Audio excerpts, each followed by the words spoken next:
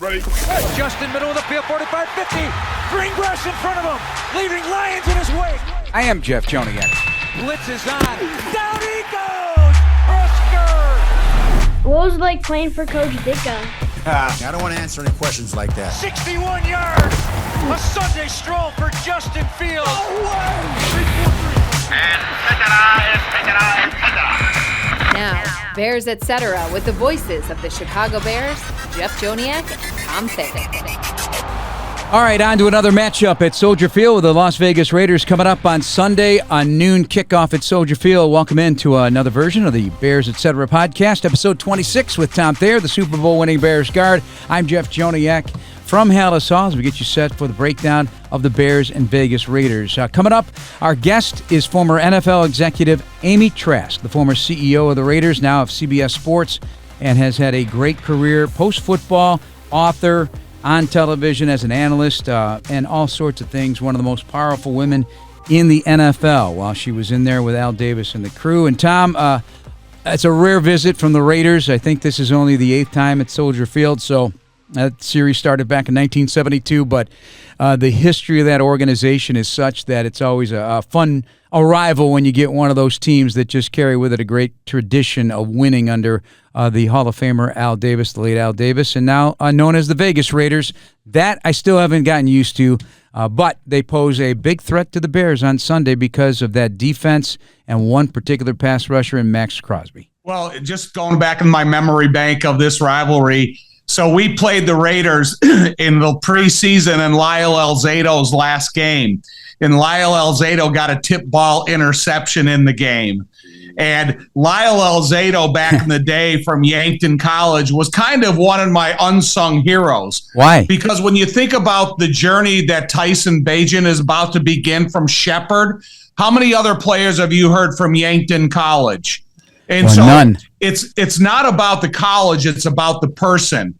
And I just always admired the Raiders from afar as a kid growing up because of Al Davis, because of their success, because of their bad boy image. You know, having a chance to play against Lyle Alzado at the end of his career was a big thrill for me. And now to update it, yeah, this is a different Raiders. This is a Las Vegas Raiders. They're no longer a part of the They are a part of the Al Davis footprint, but now it's run by his son. Obviously, they're in Las Vegas. All right, as of this taping, we don't know who the quarterback is going to be for the Raiders. Jimmy Garoppolo, probably unlikely. Brian Hoyer, probably going to be the starter, but he had an injury earlier when he got a chance to play, but finished up that game against New England. And Aiden O'Connell, I'm kind of rooting. If it's not going to be Jimmy G, I'd love to see Aiden O'Connell just because of the local factor, right? Stevenson High School, he was 9th string and managed to make it on the team and then walk on at Purdue, and he becomes a 4th-round pick, and he started Week 4 against the L.A. Chargers in his rookie season. And he improved significantly throughout his college career. But if we go back and you would say that the two quarterbacks that could possibly start this game, it's not what you thought about when you looked at the schedule and you started thinking about what the record of the Bears could be. Look at the different types of matchups, who will be playing at that time. And I'm not really excited to see Brian Hoyer play. I've been there, done that. So I would like to see a couple young kids come out and play on a Chicago Sunday afternoon and go out there and battle and give it their best, because you imagine the hunger that's just dripping in their mouth to prove everybody wrong, but to prove themselves right. So I think there's a lot of exciting factors to look at when you look at what the quarterback battle could be. Yeah, well, let's look at Tyson Bagent, because I know the media on Wednesday up here at Hallis Hall Town were really trying to underscore the fact, hey, did you ever dream of this moment? Did you ever think you were ever going to get here? Listen, he did. He knew he was going to get here, and his plan was like yours. I'm going to be a football player, and I don't care where I came from. And yeah, it is unorthodox, but all roads lead to the NFL. We've seen so many guys from different kind of colleges. Quarterback position, not as often, clearly. Jimmy Garoppolo is from Eastern Illinois. Tony Romo was from Eastern Illinois. Those are bigger, obviously, than Division II Shepherd. But if you've got the talent and you've got the mind and the ability to process get rid of the football like he does, you're going to have a chance. And he worked himself into this chance. But I'm intrigued because we can make it seem like Tommy, his dad is a professional arm wrestler and world famous and one of the best ever. And he gives a lot of credit to his dad. I'm sure his dad instilled a ton of confidence. You are a product of your environment, good ways and bad. And that man, I've seen some of the videos. That's a man with confidence. But this guy walks with a mature confidence. This is not bravado. He's not walking around like he owns the place. I think that did have a lot. You know, if people believe in you, you start to believe in yourself. You got to believe in yourself. I had no backup plan. I was all in on the NFL and professional football, and that's the only route I was taking after college. He did talk about his backup plan about going back and being a teacher at his high school. And, you know, he would probably been a huge asset to his high school, bringing his life experiences and being able to pass it along to some of the kids that he would have had a hand in touching their life. But I really think down deep, his plan was full steam ahead. I'm going to be an NFL player. I don't care where I came from, but I know where I'm going. Yeah, let's listen in to some of his thoughts about becoming the starting quarterback by way of injury to Justin Fields this week, as Tom and I have been discussing. So here's one of the sound bites about always believing. Boom. Yeah, oddly, I always thought it was going to happen. I think that me and my dad really were the only ones that really thought that this was going to happen. And then, after that, it was just figuring out how I could outwork everybody that, maybe had more things than I did, had better facilities and, all that stuff. So it was just really just trying to, get it out the mud, putting a lot of work in the shadow, and just so I'd be ready for, this week. You have a backup plan if you didn't get the shot in the NFL. Yeah, I was going to just CrossFit my life away, get as ripped and jacked as I possibly could, and be a teacher at Martinsburg High School. A dream being realized for Tyson Bagent. It means everything. I think after the last game of my college career, I was talking to a good buddy of mine, and just kind of, we were kind of talking about like, hey, no matter how good or bad this goes at the next level, there is a very big chance that, maybe you make the team, but you might never get to start a game ever again in your whole life. You might never get, that QB1 role ever again. And that's just kind of, how the apple falls from the tree sometimes. But to look where I'm at and to look how everything is kind of falling into place, just nothing but, extreme gratitude and just feeling super blessed to, be able to be that kind of motivational role in the younger people in my family, kind of be that person they can look up to, and just really just motivation for everybody that, maybe at a smaller level and all the people back home. And Tom, he had a decision to make because I'm sure people were in his ear, and I haven't talked to him about this directly, but he looked into other colleges before his last year. Notre Dame was one of them. He wanted to go to Notre Dame, but they didn't offer him anything. And so, you know what? He just said, forget about it. I'm staying here. And they asked him if he would be worried at that time about making the wrong decision because, were you going to get drafted? Were you going to get signed anywhere? If you're playing at Shepherd College, the competition's different. But he stuck to his guns, believed he was being coached as well as anywhere he'd be getting coached, and he knew the system very well, and he was very successful. And it worked out. This one worked out. Well, football development, especially at the quarterback position, is live reps. And how many of the coaching points that they can give you over a 4-year period, understanding the timing of the game, understanding your accuracy, how to develop your body along the way. And then you're going to bring that to the next level wherever you are. I think he made the right choice in staying at Shepherd rather than going to a program that maybe they went and recruited a freshman that they believe that they should start getting him involved in the program immediately and leave this transfer kid behind. So I think he made the right decision. I think he's proved the coaches here in Chicago that he has. And now, shoots the opportunity of a lifetime to start the game against the Las Vegas Raiders. Yeah, the only difference, I guess, is he could have played himself into a draft selection and get a contract of some sort other than an undrafted free agent. But, hey, that's just that's history now. He's earning his opportunity. He's earned his opportunity by being a well-meaning drive to get here. Number one, prove in practices what he's learned. He's taken it from the classroom to the playing field. They're not just going to make him the number 2 just because. They had to believe in him. And believe me, there were a lot of high grades on Tyson Bagent in this building. For all your journeys ahead, go with a partner who's been on your team from the beginning. The one members and communities have trusted for over 85 years. Blue Cross and Blue Shield of Illinois, always standing by you, with you, for you, through it all. One thing about Tyson, though, is equally as a gutsy call for him to be a free agent and come to Chicago, given where Justin Fields is in his career, as it was gutsy for him to stay at Shepherd. So there's been a couple decisions in the last couple of years in his football life that have been the right decisions for him. And listen, when Justin comes back and he's healthy, he is going to be the starting quarterback. However, to take the chance and come here as a free agent, you never know how things are going to work out.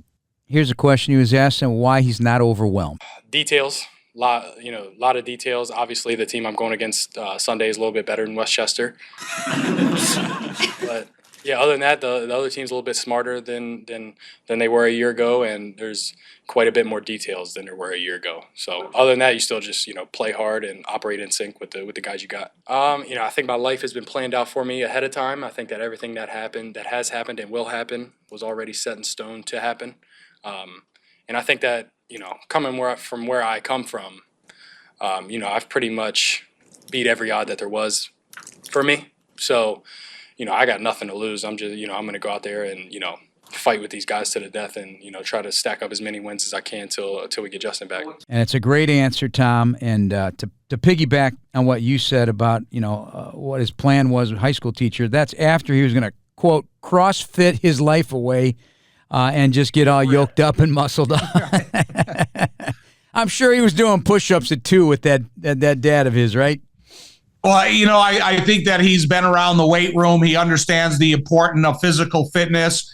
And, if he would have put the same effort into being a CrossFit ripped guy at a young age, that he did in football, he would have probably been equally as successful. But I'm glad it worked out for him, and he's earned the opportunity that he's going to get. We're brought to you by PNC, official bank of the Bears. Let's transition to our interview with sports executive, author, and lawyer Amy Trask, the former CEO of the then Oakland Raiders, and now they're known as the Vegas Raiders. It's a long, long list of accomplishments and participation in a variety of projects. One right now with Susie Schuster on What the Football Podcast. Find it anywhere you get your podcasts. It's on the Rich Eisen Show YouTube channel. Also on the crew of that other pregame show, NFL on CBS.net.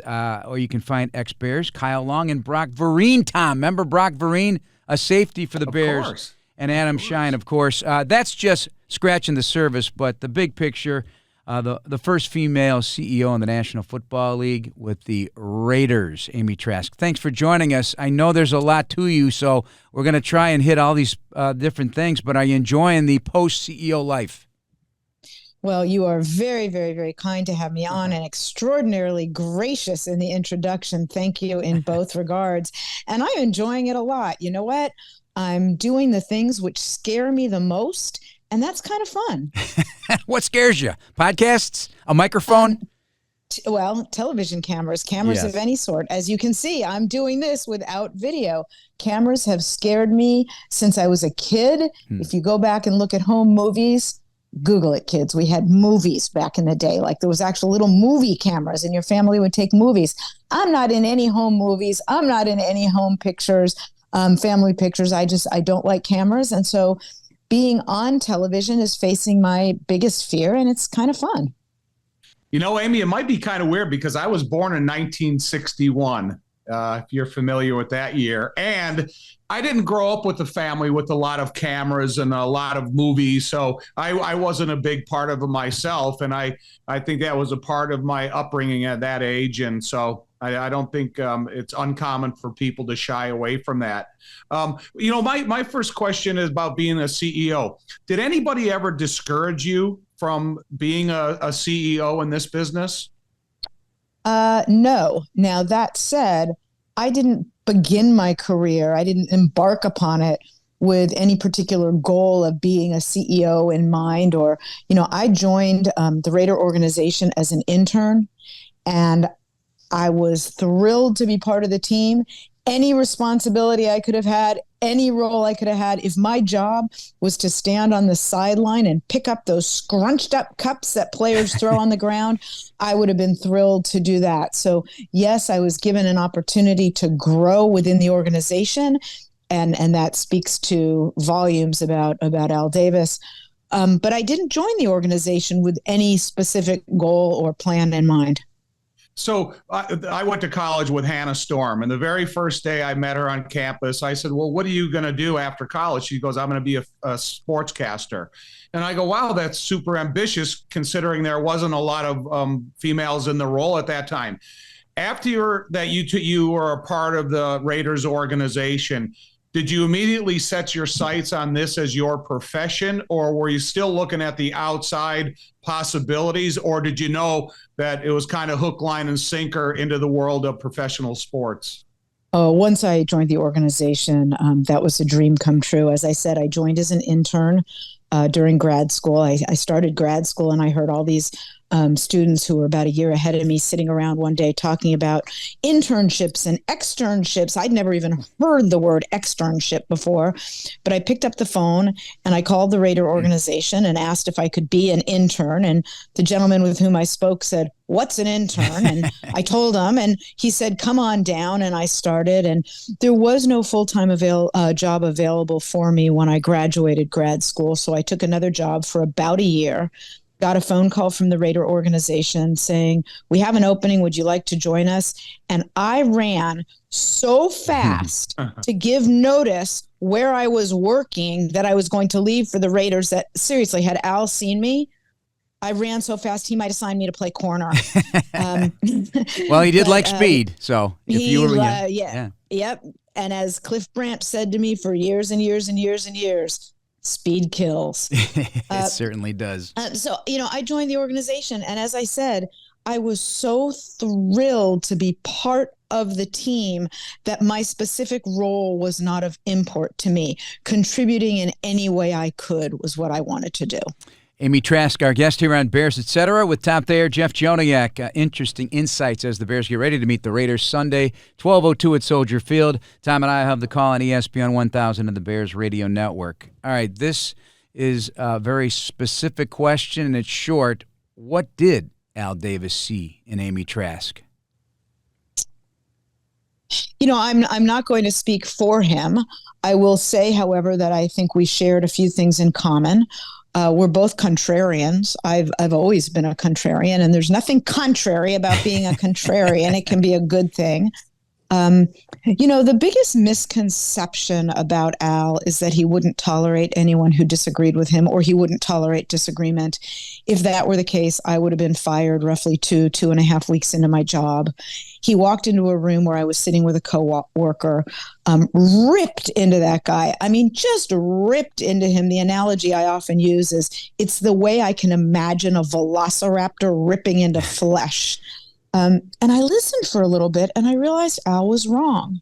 So here I am, 2.5 weeks into my job, and I said, "Excuse me, you're wrong." And I had to say it loudly because he was shouting, and so I kind of shouted, "You're wrong." And I will never forget the look on his face when his head turned and looked at me like, "What did you just say?" And I went on to explain to him, look, if you were basing your conclusion on accurate data, accurate information, that would be a fair conclusion. But you are basing your conclusion on inaccurate data, and your conclusion is wrong. Well, he hollered. And when I say hollered, I mean, we were having a spirited debate, and we both were speaking loudly, and he said something and I said something, and we went back and forth. And I didn't realize until I was told much, much, much later. Apparently, people in the building were like, "What is going on? This girl who's been here like 2 weeks, what?" They were rushed up, and they were standing in the hallway outside the room where we were having this argument, this disagreement. One person even brought a box because she figured I'd have to pack my things. But at the end of this argument, he looked at me and he just said, "Oh, okay, I gotcha. I got it. And we went on to have a great conversation. And I learned at that moment, roughly 2.5 weeks into my career, you absolutely could disagree with Al. And I believed that when it was appropriate, I should disagree with him. I disagreed with him more than I agreed with him over the course of almost 30 years. And I think the fact that I did that only 2 or so weeks into my job, that stuck out to him as well. I think that, okay, here's this girl. She's been here roughly 2.5 weeks, and she's telling me I'm wrong. I think that got our relationship off on the right foot. Well, I've got 2 daughters, and they tell me I'm wrong every day, and they both want to be in sports, so they got a good head start. Well, wait a minute. How old are they?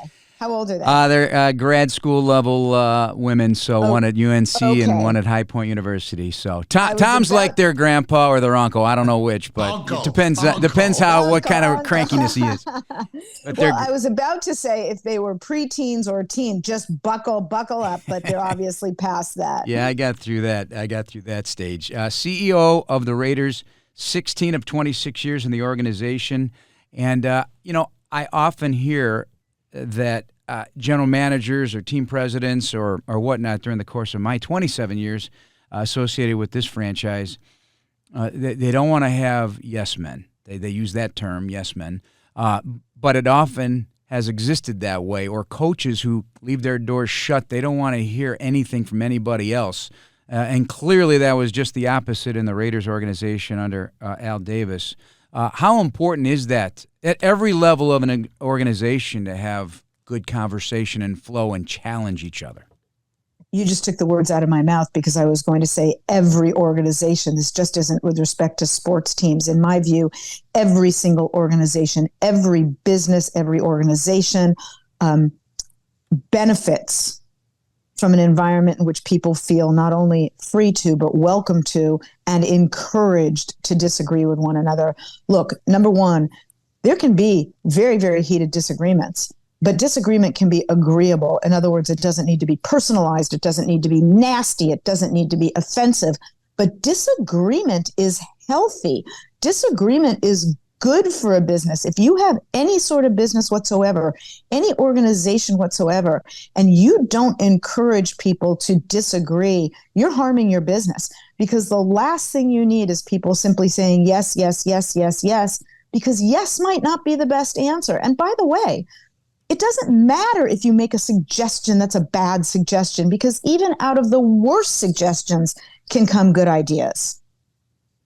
You know, Amy, we had a guy that worked for the Bears for over 40 years. He was the first strength coach in the history of the NFL. His name was Clyde Emmerich. And he always used to say knowledge earned is greater than knowledge learned. So my question to you is, did your education help, or did the business educate you? Yes and yes. I think the education was very important to me, both in terms of that which I learned and that which I was able to apply in business. But also, I think having a graduate degree gave me a little bit of extra gravitas in the following regard. Remember, I started my career with the Raiders well before a lot of people listening to this were even born. I started as an intern in like 83 and was there 83, 85 as an intern. And then, give or take, maybe it even went into 80. No, I guess it was 83, 85 was an intern. I joined full time in 87. These conversations we're having now about women in sports, those weren't even conversations back then. So I think the graduate degree did one other thing for me, a little bit of extra gravitas that may have helped. So, all right, I was drafted in 83 into the NFL, so we have a kind of a similar timeline. But when I follow the Raiders, which I have my whole life, you're talking about being in Oakland, being in LA, being back in Oakland, having all this stadium kind of discussions through Al Davis of all these different towns. Did that affect or interfere with the job or the Raiders, or was it a process because there was so much uncertainty in the NFL in those days that it was good conversation that Al Davis continued to have that? I guess yes and yes and no. But before I answer that, which I will, I just want to tell you I was smiling ear to ear when you told me the year that you were drafted, because once during my career, at one point, I was in Al's office and we were talking about a number of things, and Tim Brown's name came up. And Tim was drafted shortly after I began my career full-time, not when I was an intern, but when I joined as a full-time employee. And I said to Al, Tim was drafted sort of shortly after I began as a full-time employee. So it's sort of like Tim and I were in the same draft class. And Al looks at me and says, Al looks at me and says, Tim was a first-round pick. You were a street free agent. And he, of course, was absolutely right.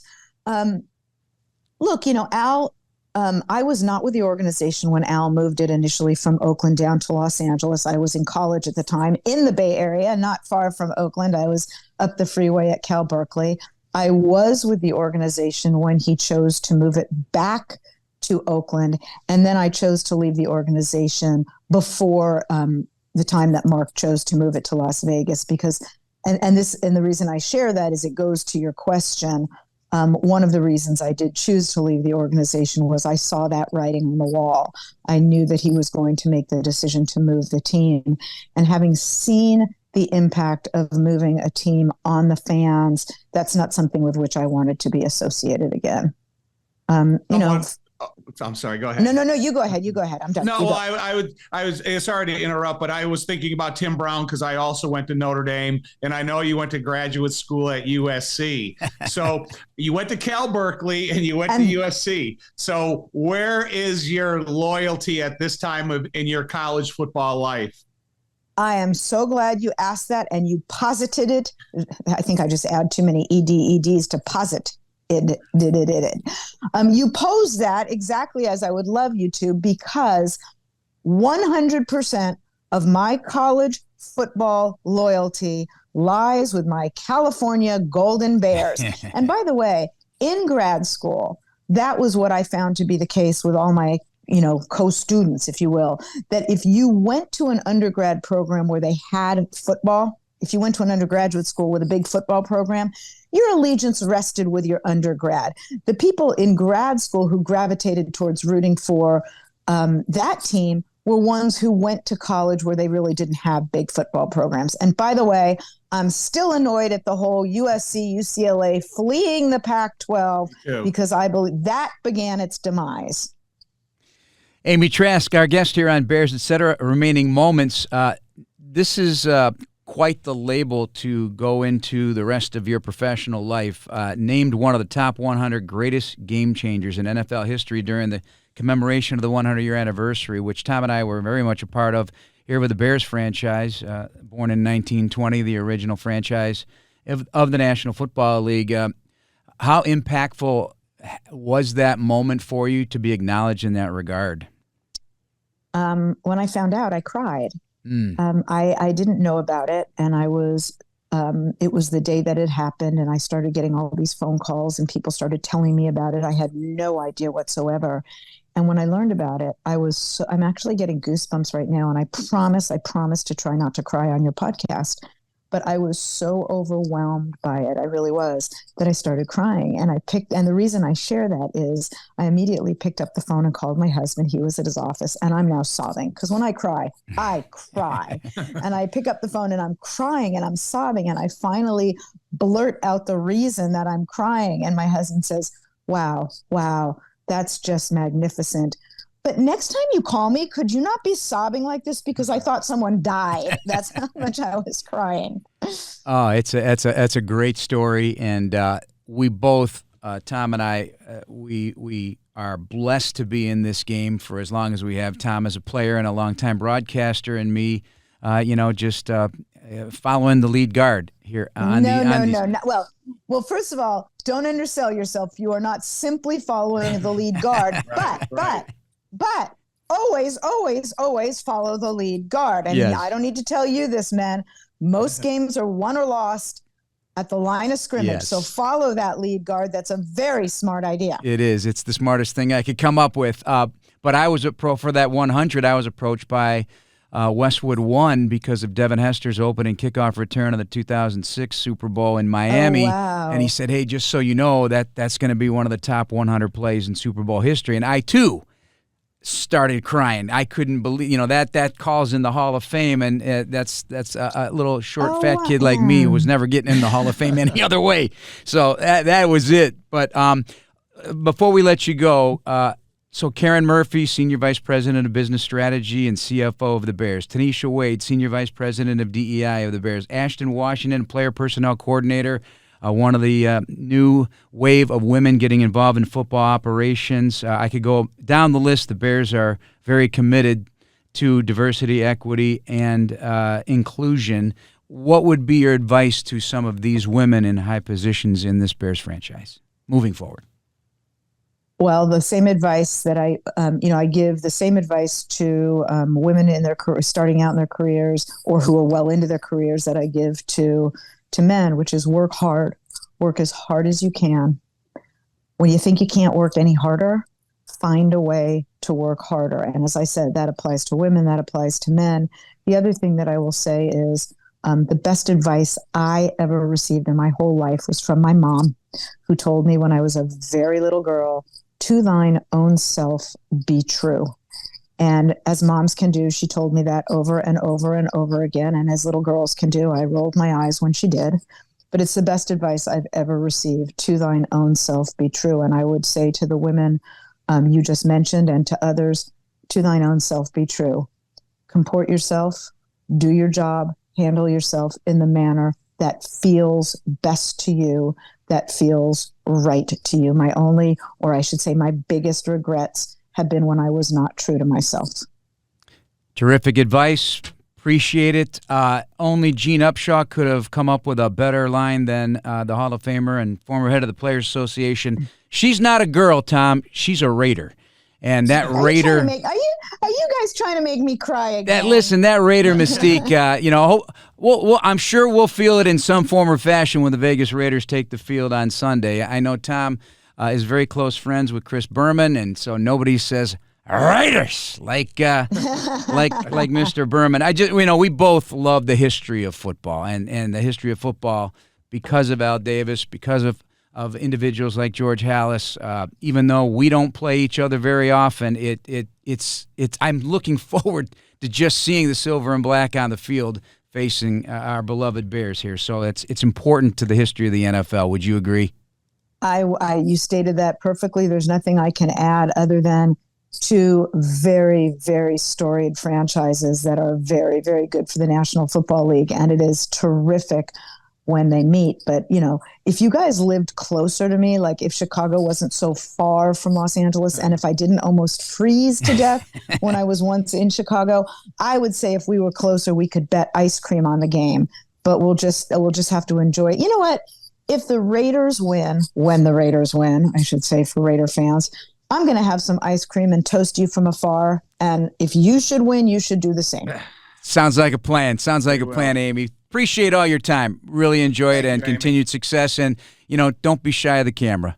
You know what? Well, thank you. The camera loves you, so love the camera back. I don't know about that, but I'm a big fan of your work, and I appreciate you having me on. Thank you so much. Thank you. All right, Tom, a wonderful journey that she shared with us has been so impactful, and that's certainly breaking down some barriers as a female executive in what at that time was definitely a male-driven sport in all levels. So now we're seeing more and more women in all aspects of football, behind the scenes, marketing, executive level, training room, practice field, coaches, you name it. They are a part of football. Yeah. And I think they're having an impact on the game, whether it's Sarah Thomas officiating the game this weekend or the female executives that have been become a part of the front office to the training staffs all over the NFL. So I think it's a remarkable journey, and I think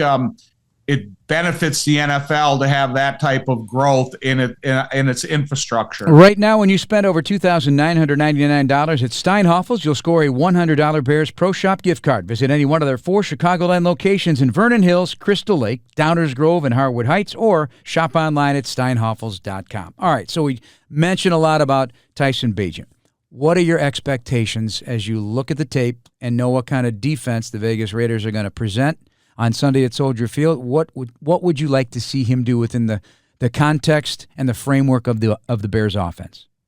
I think he has to understand the timing in his head and the type of pressure that the Raiders can provide or put on you, but only work within the structure of the play. Don't try to make an unrealistic play, an unrealistic throw.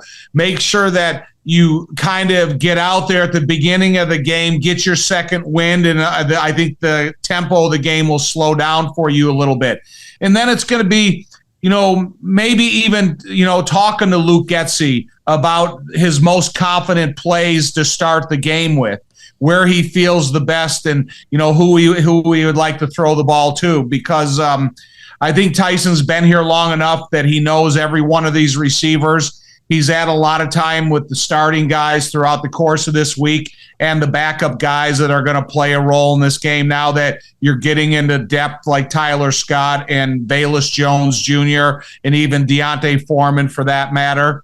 So go out there and play football like you've been learning and preparing for your whole life, and just cut it loose, man, and understand the down and distance of field position of every play so you have a better understanding if you got to just get rid of the ball harmlessly out of bounds. Not to keep belaboring his performance or how he's looking at it, but one more, if I may.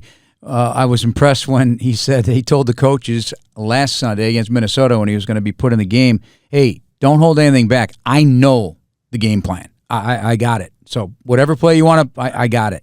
I mean, that's impressive. And they knew that, though, because they're watching these guys prepare, and he's prepared like a starter. It's the cliche, but it's the reality. As the backup quarterback, you're one bad hit away from being in the game, and that turned out to be the case last week. Does that give you confidence that he's going to execute this game plan at a high level? Heck yeah. Listen, man, Jeff, I've been in this game before. Mike Tomczak was an undrafted free agent out of Ohio State when he came to the Chicago Bears in 1985. He made the team and he played, and he won his first 10 starts in the NFL. So this is not untapped territory for the quarterback position for the Chicago Bears, for my experiences that I went through, and now what the Bears are going to go through with Tyson Bagent. So that's why he's eye-to-eye contact with the coaches on the sideline, telling them, look, I know what I'm doing. I know. Let's go to work and let's put this plan of attack in place. And I think whatever position you play, only because I was an offensive lineman and I didn't have any notification when I was going to go into the game. It was injury, you're in. And that's the same thing with Tyson. And I think that he performed admirably. But I think when you have a chance to have a full week of coaching under your belt, I think we're going to see even a better performance out of Tyson. Tom, we talked to Deontay Foreman this week for our Bears Weekly interview that you can hear on ESPN 1000, 6 o'clock on Thursday nights. And I hope that they do have a pretty steady diet of run game against the Raiders. Run at Crosby, kind of mute the pass rush if they so desire after watching how the blitzes have affected this team over the course of the season. Hopefully they will be toned down a bit on that in that regard. Run the ball. And that guy, he's ready to get lathered up. I got that impression from sitting next to him. How about you? Yeah, you're going to have to run the ball because that's the traits, that's the MO of the Chicago Bears football team. You're not going to become a 60 pass a game team because you're starting Tyson Bagent. No, you're going to have Kari Blasingame in there blocking for the ball carriers. You're going to have a slew of guys that can carry the ball, starting with Deontay Foreman. But I would like to see more opportunities from the running back position from Bayless Jones Jr. And when you look at the Raiders, though, Jeff, this is a different pass attacking team than the Minnesota Vikings. So the timing and the protection is going to be a lot different than it was against Minnesota. And those are the things that the guys in front of them that have those responsibilities are going to have to understand how they need to perform to put Tyson in that comfort zone. Hey, Tommy, what sense? What's the difference? All right, so when you looked at the Minnesota Vikings from the very first play of the game, the Chicago Bears had 5 blockers. Yep. They're all offensive linemen. Minnesota had 6 linemen at the line of scrimmage. Some of them are outside linebackers, but they're still on the line of scrimmage. So when you have guys, Jeff, that are coming from the line of scrimmage, everybody knows who their responsibility is. They don't do that in the Raiders. The Raiders are a multi-level blitzing team. So now if you have a guy in a 3-point stance and his hand down, he's automatically the responsibility of an offensive lineman. If you have a blitzer that's coming from the second level, if you don't point him out and you tell the offensive line, so-and-so is Mike, he's our responsibility, and there's another blitzer that comes from the second level, that's the responsibility of the back. Sometimes they come from the third level. So it's a lot easier to identify responsibilities when everybody's lined up on the line of scrimmage. When blitzers come from the second level, you got to make sure the running back understands his assignment according to the protection and how everybody is identifying their responsibility. Patrick Graham is the defensive coordinator. I'm certain then, coming from the New England program with Josh McDaniels, is this going to be a special game plan then? Because that's what Belichick does. Special game plan each week. Well, it's going to be special because they're going to feel that they could take advantage of a first-time starting quarterback. It's going to be a special game plan because they're going to look at what the changes are, if there are any, on the offensive line, and then how they can take advantage of the new matchups. But they're going to do what they do well. They're going to do what is their main influence, and that's Matt Crosby and so on down the line. But they're not going to start all of a sudden lining up differently than they have since Josh McDaniels has got there. It's just going to be they're going to come from different levels, and they're going to see if the Bears have the ability to identify their responsibilities. He definitely tends to blitz more on third down and, of course, fourth down. So, and zone defense is his primary, but it's a 3-4 with the linebackers and a 2-point stance. So that's Patrick Graham and the 3-3 Raiders. Let's talk offense because, again, we don't know who the quarterback is going to be, but they have Josh Jacobs. He was the NFL rushing leader last year, and he's an outstanding pass receiver. He's been targeted 30 times more than any other back in football this year, but his rushing yardage is way down. What have you seen on tape that leads you to believe that? What's going on there? Because he was outstanding a year ago. The offensive line, they're not guys, they're not the Hogs from the Washington Redskins, or they're not the Bears offensive lines from 1985. They are an offensive line, and because of changes are so frequently made nowadays in the NFL, you don't get a group of guys that have played 40, 50, 60 games together.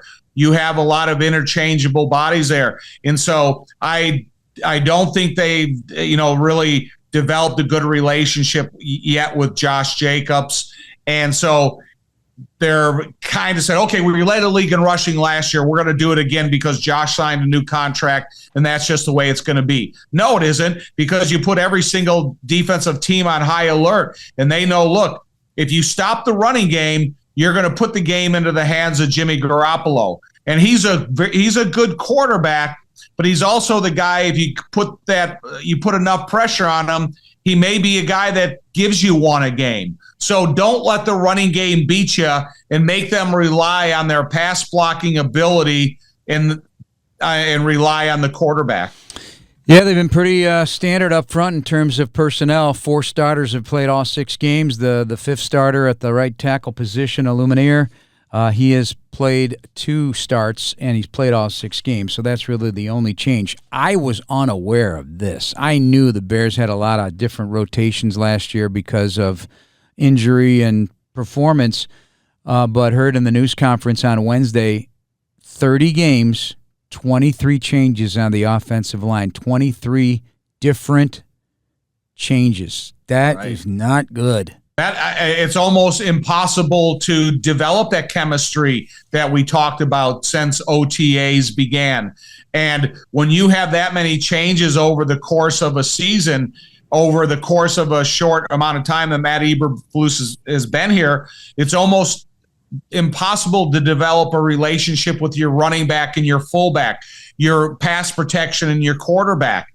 And I said, if there was ever a chance where this offensive line could get 25 games together, I think you'd see an incredibly well-performing offensive line. But it's about, who can stay in there and who can, when they get put in a position, who can hold it down and be in there multiple weeks. And That's why I say when you go back and you look at our offensive line, when 5 guys started 7 straight seasons, it's something that will never happen again. I agree. But let's get one whole season together, and I think you'll see a more highly performing offense. Yeah, it'll be a different look this week for the 6th time this season, so it's going to happen again. Darnell Wright on the injury report with a shoulder.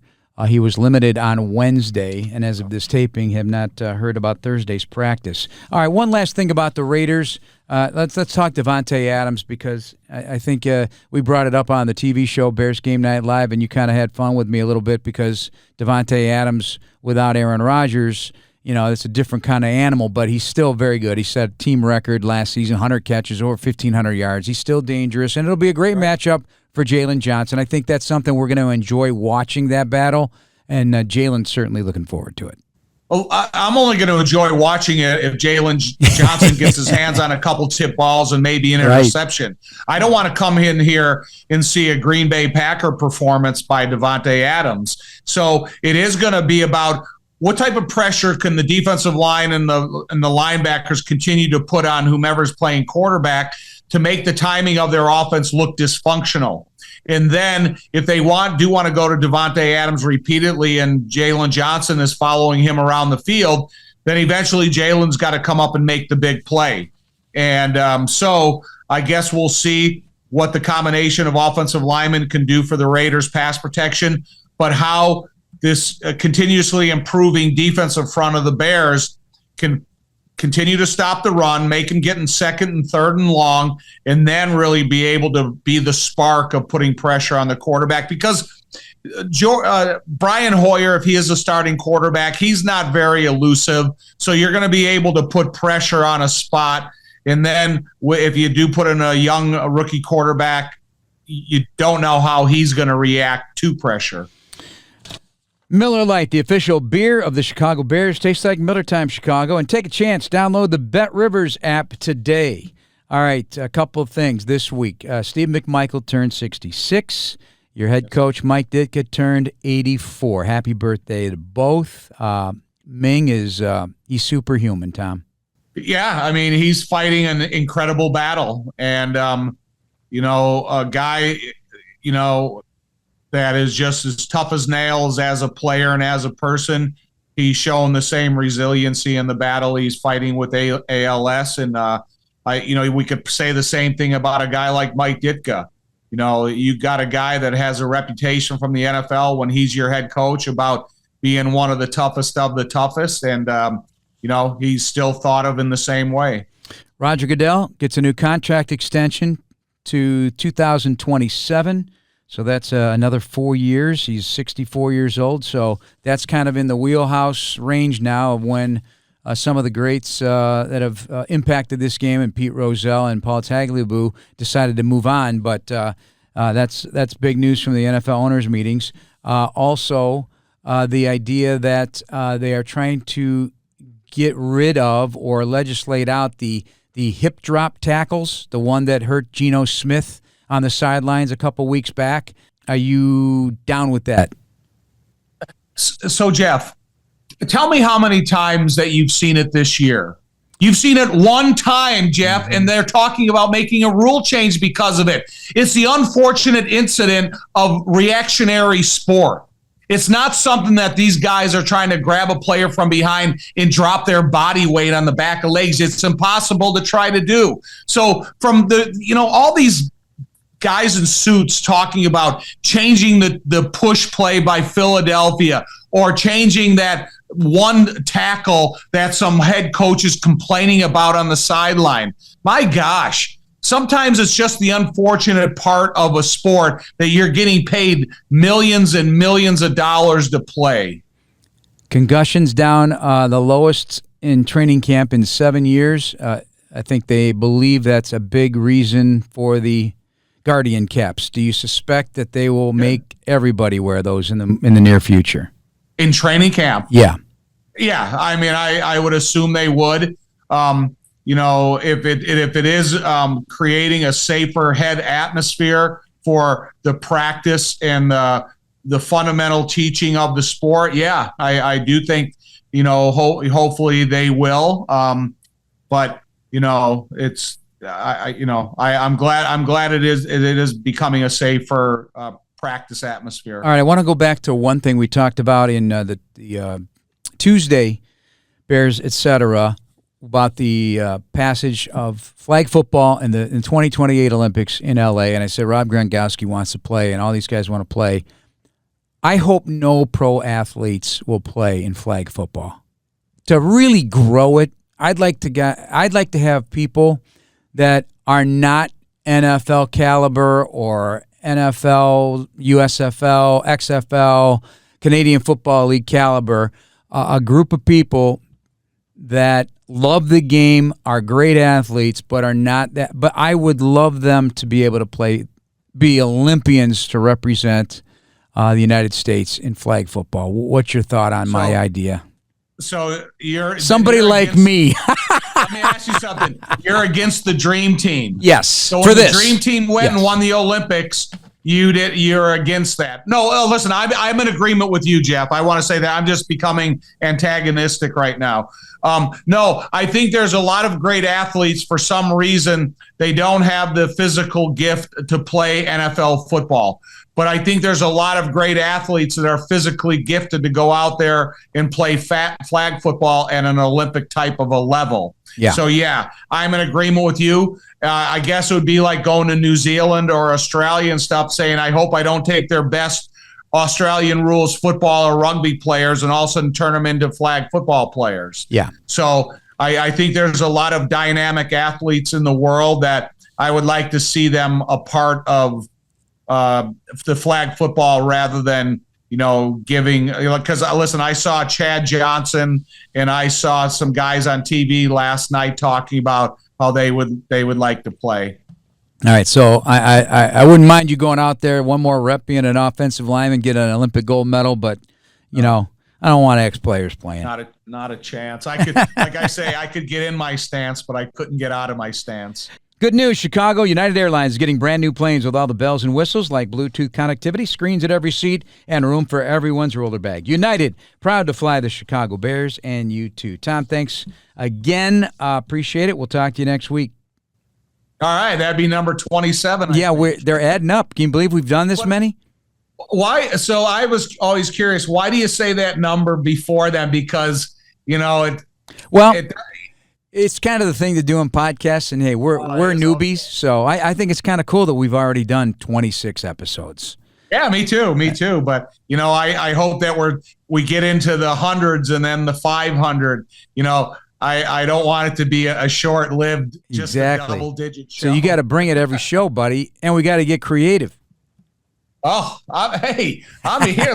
I can be as angry as you want. But talking about rules committees and all this other baloney. Yeah, but you're an idea man, so you got great ideas. So we got to get. Once the off season hits, we'll get some new stuff in here too. So, all right, Tom, that's going to be it for us. Thanks again, everybody. Our next Bears Etc. podcast drops Tuesday for our Week 7 recap. Thanks for listening, everybody. Please subscribe now on the Chicago Bears official app, Apple, Spotify, YouTube, or wherever you get your podcasts. Bear down, everybody.